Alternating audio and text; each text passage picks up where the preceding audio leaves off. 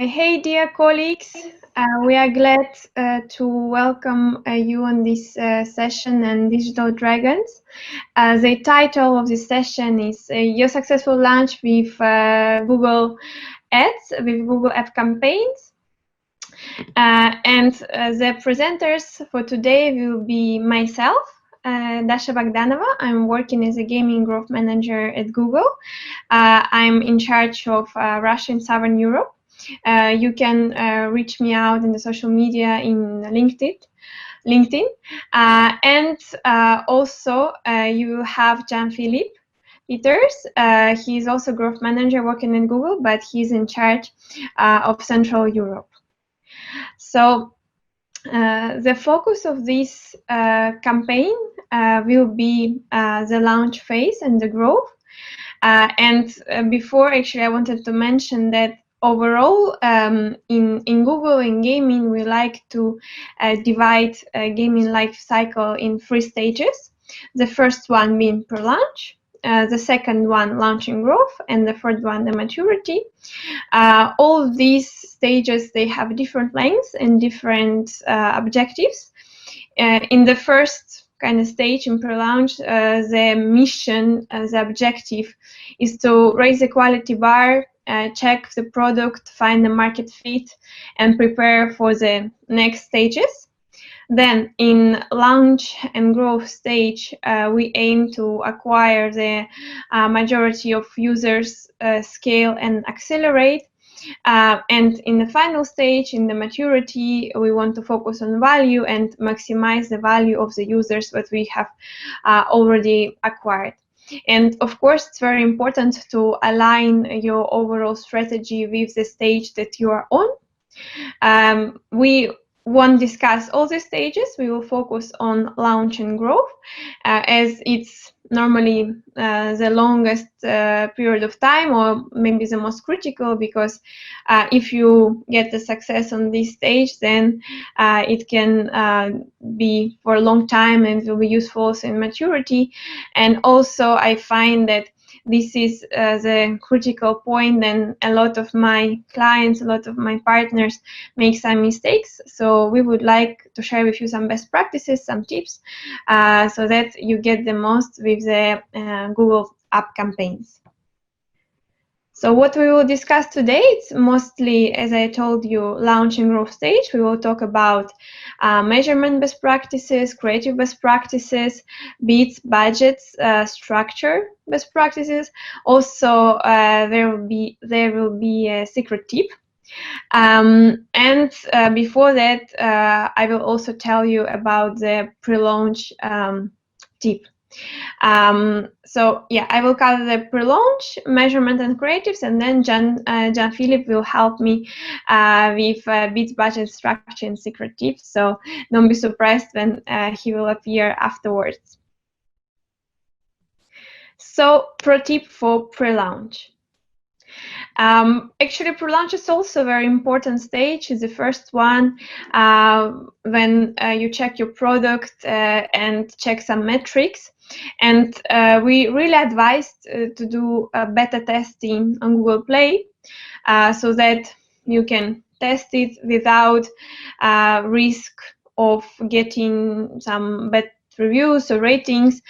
You might get them, but they won't stay on the platform, so it's good for you. The thing that many developers actually don't know, I noticed that while working with them, is that you actually can run app campaigns with Google when you're doing that. It will help you to get more data and to have more data-driven decisions. So if you want to do it, you need to approach your point of contact at Google, your account manager, so that we can whitelist you, and this will be available to you. Because if you try it just like this without saying it to anyone, you won't find your app while creating the campaign. So that's why we first need to whitelist you. And it's really recommended. You can do it with any budget, at any scale. Just decide which geography, which budget, and like this you can get more data for your beta test. Now we are ready to go to the main part of the presentation, to the keys to succeed in the launch stage. And as I told you, it's divided in 4 parts. It's just from our experience of talking with clients. Maybe there are more, maybe there are less, but that's what's important for us and for our clients. So they are measurement, creatives, bits, budget structure, and secretive. So let's go to measurement.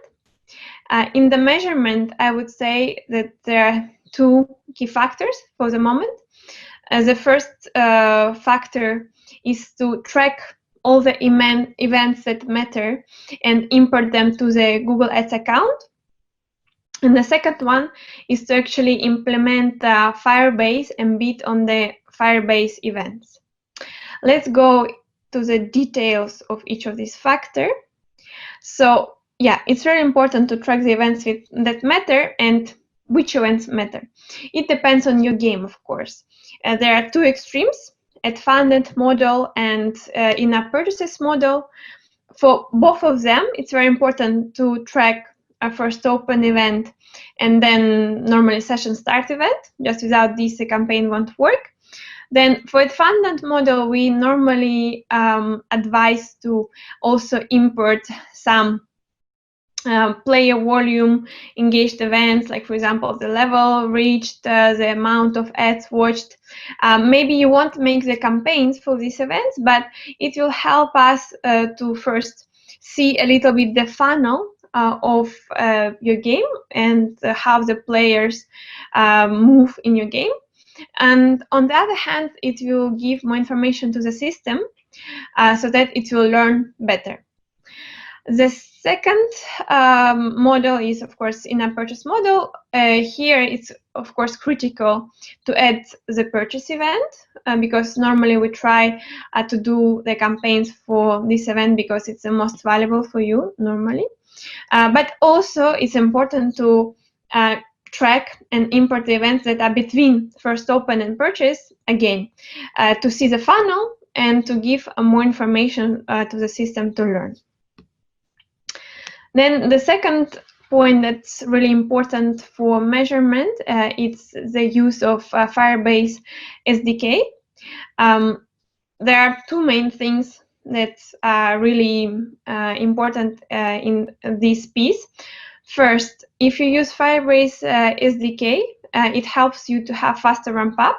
So the learning period is much faster because Firebase have more signals and gives it to the system so that it gives you results with the highest speed. And second one is on the back end, it uses automated similar audiences. It helps you to scale better because it automatically finds people who are similar to the ones who do a particular event in your game and targets them, giving you a better return on investment. Also, if some betas appears or some advanced features appears, normally it goes through Firebase SDK, so it's also very important to have it, and we really see a lot of success with Firebase. For example, here you can see one success case. It was with Game Goals. One of my colleagues were helping them. On the one hand, they wanted to have more success with their current game. They couldn't really scale on iOS and they were struggling. On the other hand, they had one launch in the pipeline and they wanted to have as much success as possible. So they migrated the old game to the Firebase and they also launched a new game with the Firebase. As a result, with the new game, they managed to increase the projected LTV to 50% and get almost the same results as with iOS, and the new game really overachieved the targets that they put initially. So it was really a success, and now they are launching all the games only with Firebase. Now we can go to the creatives part. Here, there are a little bit more of factors. Of course, creatives, it's really big topic and we won't be able to cover it all. Here are just only some ideas. And we advise you to really put a lot of attention to creatives and discuss it with your user acquisition team and with your Google manager, because it's really the key of success, especially now. Here, what we have is that you really need to have full creative asset mix. Add key creatives to each campaign, focus on key success factors. I will tell you which ones are they, and use different videos depending on the network. So let me explain you each of the factors. So the first one is to ensure the full creative asset mix. As you may know, you can add text, images, videos, and HTML5 files, and you can add many of them. And though you might think, I already added 2, 1, or 3, it's enough. Actually, we advise to add as much as possible creative assets, because it helps the system to choose the best of them, and also it helps the system to understand who is your target audience. And this, of course, gives the better results for the campaign. So try to have the full creative asset mix for each campaign. And out of these all creatives, the most crucial ones that gives you the most part of the traffic are landscape video, portrait video, and landscape image. Those are really must-haves for every campaign, and I would say even for every ad group. If you don't have them, you're really missing out on a lot of traffic. Then let's remember or think of the fact that now people are really overwhelmed with information, and they don't want to spend their time on something they're not interested in.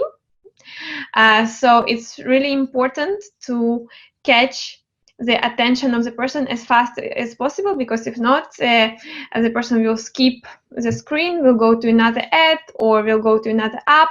So the quality of your creatives is really important, especially now.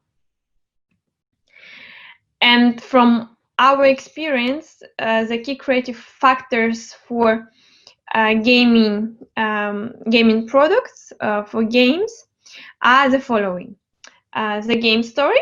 There can be main story and sub-stories, diverse durations. Sometimes 15 seconds works better, sometimes 30 seconds works better. Also gameplay. Normally it's very important. Of course, probably it's more important for casual and hyper casual.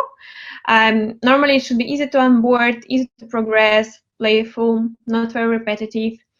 Also, sometimes it helps to guide the user with banners or with sound, and have a speed effect. But those, I would say, they are just talking points that you can use with your creative team or with your user acquisition manager or your Google manager, and you need to choose what would work for you, because it, of course, depends on your genre and on other factors. But for sure, we will be happy to help. We have examples, and we can brainstorm with you to choose what's better. And going to the last point for the creatives, I just wanted to remind you that in video, in Google, in the traffic, we have kind of two extremes, YouTube and AdMob. And it's really interesting to cover both of them to have the most amount of traffic. But to do this, you need to have different assets, because these platforms work differently. YouTube is more cinematic. It's more like trailer, more with personage, with people. AdMob is easier content. So if you want to cover YouTube, you should go for landscape video, these horizontal videos, and do more cinematic videos. If you want to cover ad mob, you should go for square and portrait videos, but with more gameplay. If you do both of them, you will be able to cover both networks. And for example, if you see that you don't have enough traffic in YouTube, yeah, you can try to do more landscape videos and more cinematic ones.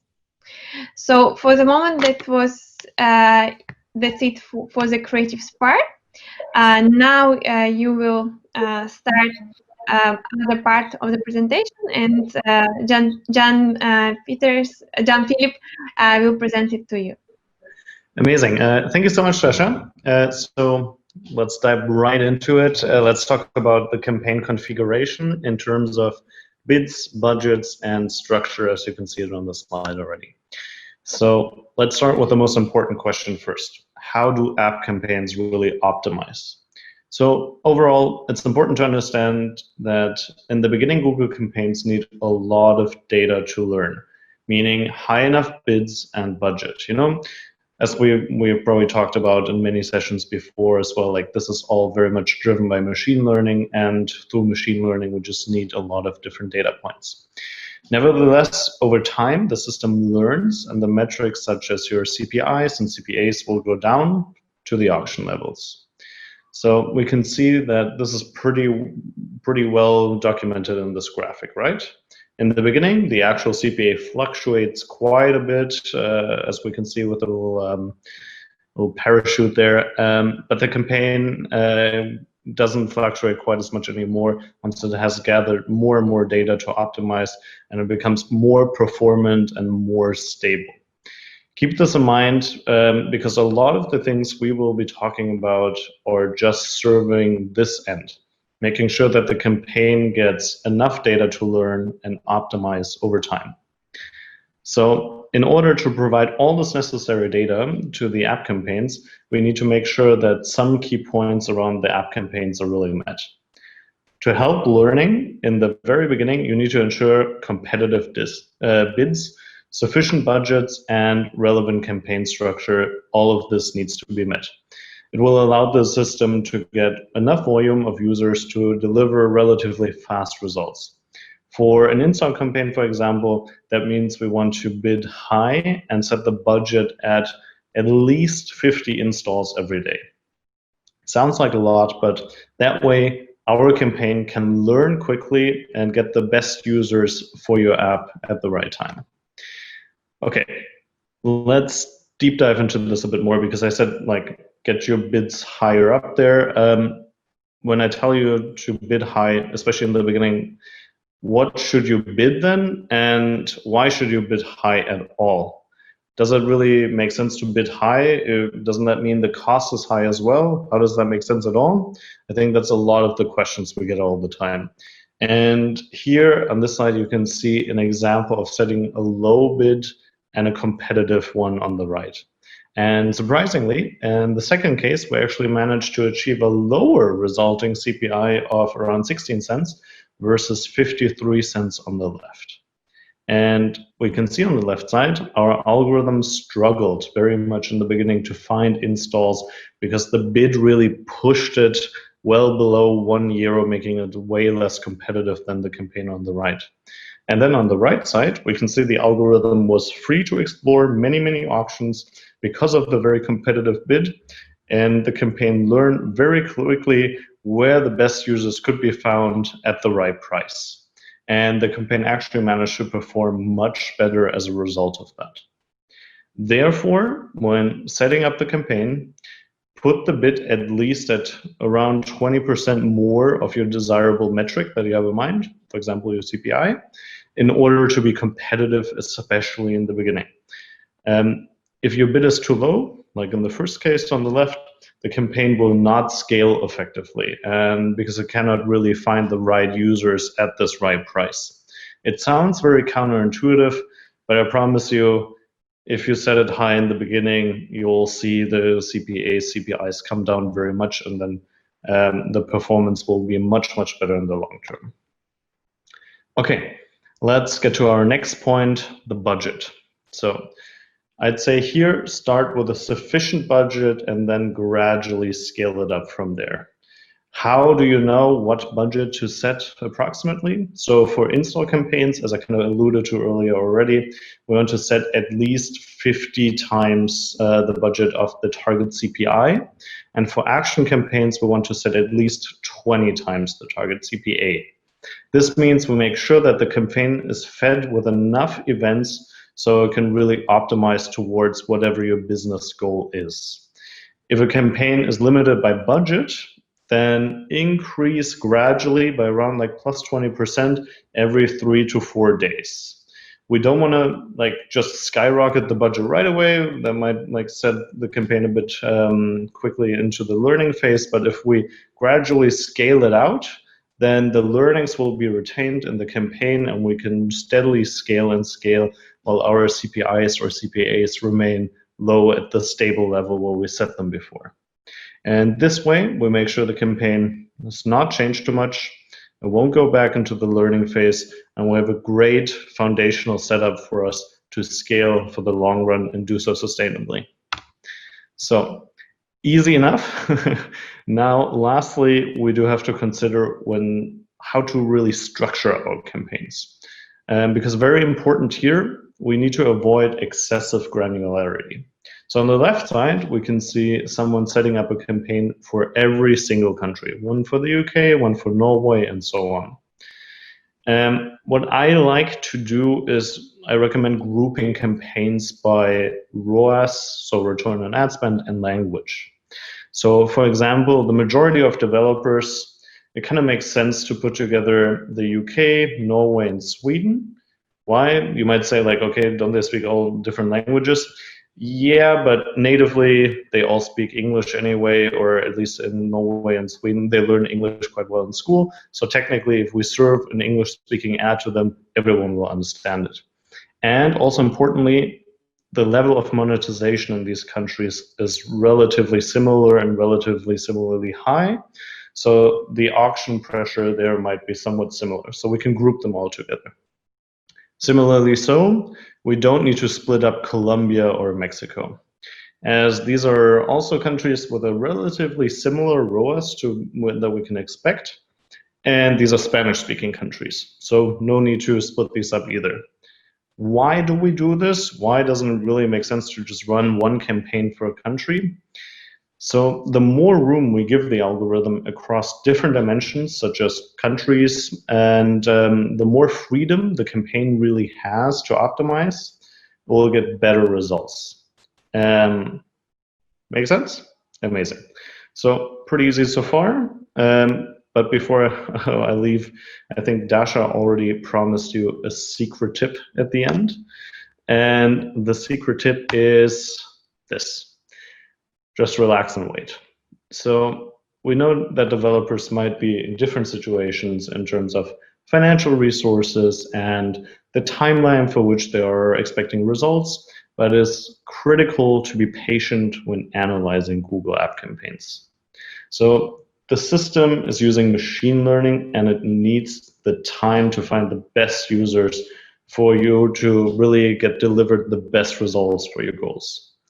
So the secret tip here is, when we saw the graphic in the beginning with a high fluctuation, just to wait until the end of the learning period, when the machine learning algorithm has been fed with data and it can optimize really, really well, before we make any changes to the campaign or assess its results. So we know the secret tip is waiting. You might ask like, okay, but for how long do I need to wait? Around 2 weeks, we say you should wait for install campaigns, and around 4 weeks for action campaigns. Because with action campaigns, we earlier saw there's not quite as many events that we're getting, 20 versus 50 in the install campaigns, so we also have to wait a bit longer. Remember that performance is improving even after the campaign is marked as learning, right? It's very, very important. We won't be stagnant. So always make sure the campaigns are fed with enough data, because it will continuously learn, and the campaigns will continuously and dynamically find the best users for your business objective.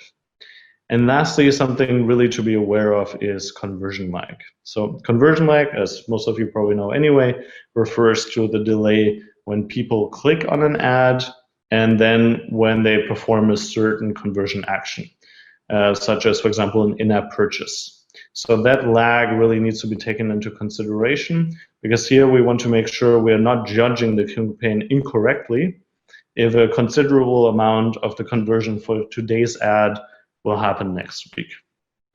So to help you with this, you can find a conversion lag report in the bid strategy report in your Google Ads account. I highly recommend looking into that as well. So let's briefly summarize all of the fantastic things that especially Dasha told you about earlier, and also the few things that I mentioned here as well for a very successful launch with Google App Campaigns. So yeah, I'd say we have 4 main takeaways, as Dasha so perfectly structured them earlier. And these are as follows. In terms of measurement, track relevant events, and implement Firebase. This way, we will be able to measure and increase performance, as well as ensure a faster ramp up for all the campaigns. Secondly, don't forget the importance of creatives. So use the full range of formats and focus on really the key factors. So that way we can leverage the many networks that app campaigns have to offer, like we went to earlier with a bit of YouTube, a bit of AdMob, they're a bit distinct. And we really have to cater to the human attention span. Thirdly, while configuring app campaigns, set very competitive bids and budget and avoid granularity. Again, we simply want to make sure to feed the campaigns with a lot of data so they can optimize quickly and effectively. And finally, be aware of the learning period. It's 2 to 4 weeks, and conversion lag needs to be taken into consideration. And do not assess the campaign performance before that. We would not want to have to shut down campaigns over and over again just before they start working really perfectly and deliver great performance. That's a huge issue we've seen a lot of times where people just get a bit too impatient, and really you just have to relax and wait, and the performance will come. Hence, do as the fisherman in the picture, relax and wait. So amazing. That concludes our session on your successful launch with Google App Campaigns. Thank you so much for your attention. We'll happily stay here for another 5 to 10 minutes, depending on how many questions we'll get, and answer them as well as we can. Thank you so much.